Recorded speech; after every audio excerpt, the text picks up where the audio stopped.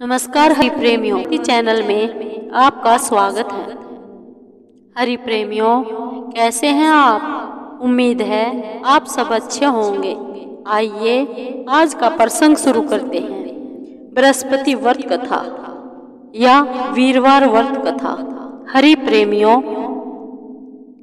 Video को अंत तक जरूर देखना।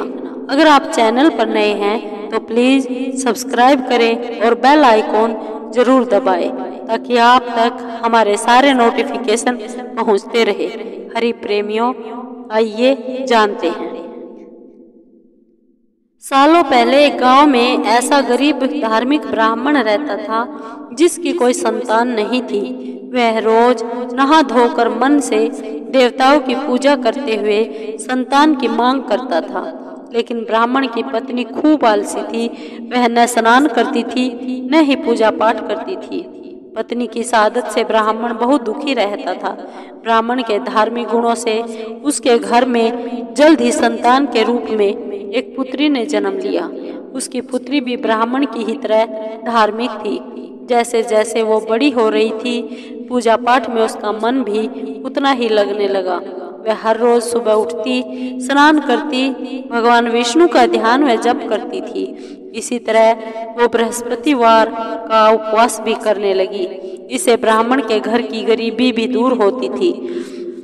एक दिन पूजा पाठ करने के बाद वह पढ़ने के लिए स्कूल जाती थी। स्कूल जाते समय वह अपनी हाथों की मुट्ठियों में जौ भरकर स्कूल के रास्ते में गिराती थी। जब वह स्कूल से वापस घर के लिए आती तो गिराए गए जौ के दाने सोने में बदल जाते थे, जिन्हें उठाकर वह घर ले आती थी। एक दिन ब्राह्मण की बेटी सोने के जौ सूप में बांध साफ कर रही थी। तभी वहां आकर उसकी माँ ने कहा, बेटी, सोने के जौ को साफ करने के लिए सोने का सूप होना चाहिए। ब्राह्मण की बेटी को माँ की बात एकदम सही लगी। उसके अगले बृहस्पतिवार को उपवास रखने के बाद उस लड़की ने बृहस्पति देव से सोने का सूप मांगा। ब्राह्मण की बेटी हर बार पूरे विधि विधान से बृहस्पति देव की पूजा अर्चना करती थी। इससे प्रसन्न होकर भगवान उसकी सारी इच्छाएं पूरी भी कर देते थे। इसी तरह उन्होंने सोने के सूप वाली प्रार्थना को भी स्वीकार कर लिया। अगले दिन हर रोज की तरह ब्राह्मण की बेटी पूजा पाठ करके स्कूल गई और रास्ते में जौ के दाने बोते हुए गई। वापस आते समय जब वह जौ के दाने बीन रही थी तो उसे सोने का सूप भी मिल गया।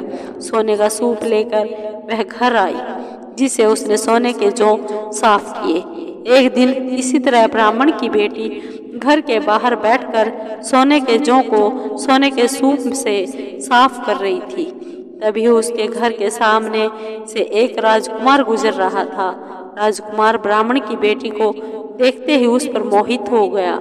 जब वह अपने महल पहुंचा तो ब्राह्मण की बेटी के मोह में उसने खाना पीना त्याग दिया। जब राजा को यह पता चला तो उन्होंने राजकुमार से इसका कारण पूछा। राजकुमार ने अपने दिल का सारा हाल राजा को बताया।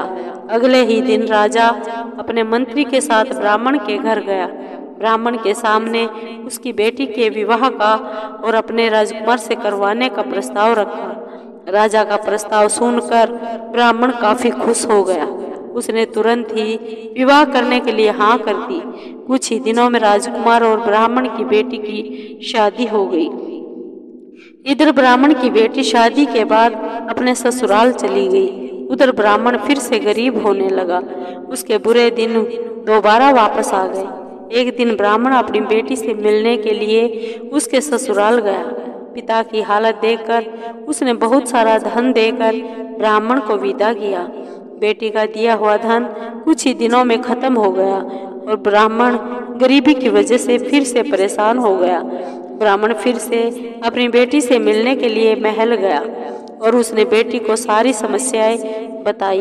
अपने गरीब ब्राह्मण पिता की बात सुनकर उसकी बेटी ने कहा, पिताजी, कल आप माँ को लेकर मेरे पास आए। मैं उन्हें बृहस्पति देव के उपवास और पूजन की विधि बताऊंगी। इसे करने से सारी समस्याएं दूर हो जाएंगी। ब्राह्मण ने ऐसा ही किया। अगले दिन वह अपनी पत्नी को लेकर महल में बेटी से मिलने के लिए गया।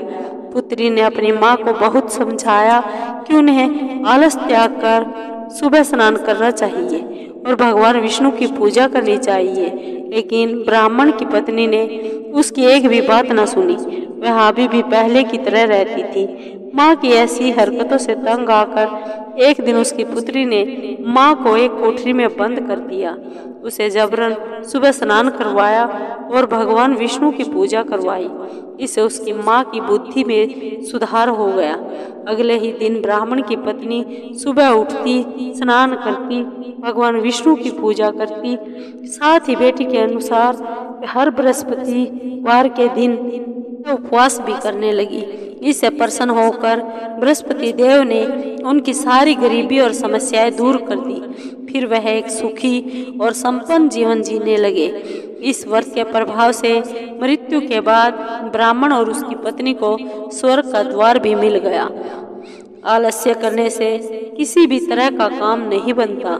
आलस्य को छोड़कर सुबह जल्दी उठकर पूजा पाठ करना चाहिए और मन शांत रहता है और सभी मनोकामनाएं भी पूर्ण होती है।